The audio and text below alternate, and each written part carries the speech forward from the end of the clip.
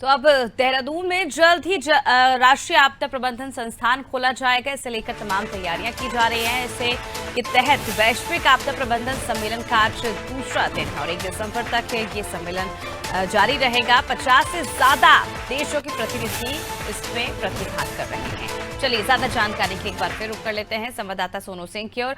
सोनू, अब जिस तरह से राष्ट्रीय आपदा को लेकर तमाम चर्चाएं हैं, पहले भी वैश्विक स्तर पर हो चुकी है और अब इस सम्मेलन के द्वारा आज फिर इस पर चर्चा होने जा रही है। क्या कुछ जानकारी इस पूरे सम्मेलन को लेकर? देखिए, आने वाले समय के लिए ये जो आपदा प्रबंधन पर सम्मेलन आयोजित हो रहा है, जिसमें तमाम विदेशी विशेषज्ञ और विदेशों के जो प्रतिनिधि हैं वो शामिल हो रहे हैं।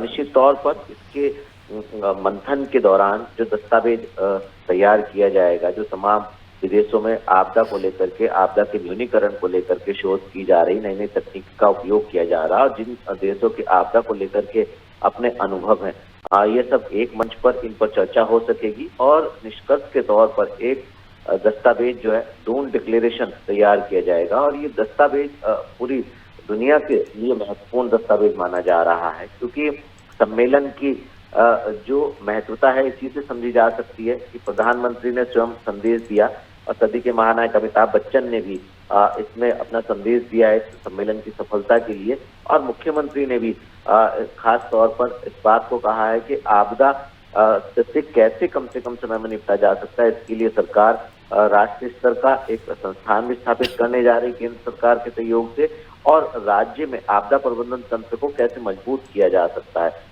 खास तौर पर आपदा प्रबंधन का जो ये वैश्विक सम्मेलन हो रहा है, इसमें और इसका जो प्राथमिक उद्देश्य है वो हिमालयी परिस्थिति तंत्र और जो हिमालयी क्षेत्र की जो चुनौतियां हैं इनको कैसे पार पाया जा सकता है, और जो जलवायु परिवर्तन हो रहा है इसको लेकर के जो प्रतिरोध चुनौतियां हैं उनको कैसे पार पाया जा सकता है। तो इसी का ये उद्देश्य है।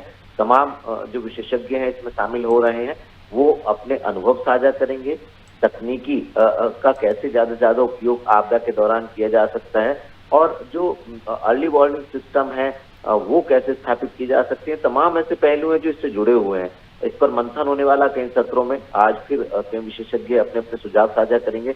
अब देखना होगा ये जो अंत में जो एक डॉक्यूमेंट तैयार किया जाएगा, दस्तावेज तैयार किया जाएगा डून डिक्लेरेशन के नाम से, इसका कहीं ना कहीं आने वाले समय में फायदा खास तौर से हिमालयी क्षेत्र के जो राज्य हैं इनको मिलने वाला है। बिल्कुल, हिमालय क्षेत्र के जो राज्य हैं उन्हें बिल्कुल इसका फायदा मिलेगा, क्योंकि केंद्र सरकार की ओर से उत्तराखंड में जिस तरह से राष्ट्रीय आपदा प्रबंधन संस्थान की स्थापना करने की बात कही गई और इसके लिए भूमि की व्यवस्था राज्य सरकार करेगी। इसके अलावा संस्थान को खोलने के लिए केंद्र सरकार की ओर से जो भी अपेक्षा की जाएगी, राज्य सरकार उसे पूरा करने का प्रयास करेगी। आपको बता दें कि 6वें आपदा प्रबंधन वैश्विक सम्मेलन का शुभारंभ जब हुआ था, कल हमने देखा था किस तरह से धामी ने इसे लेकर कहा था कि प्रधानमंत्री मोदी के जो अनुभव थे उस पर भी उन्होंने बातचीत की थी, अपनी बात रखी थी।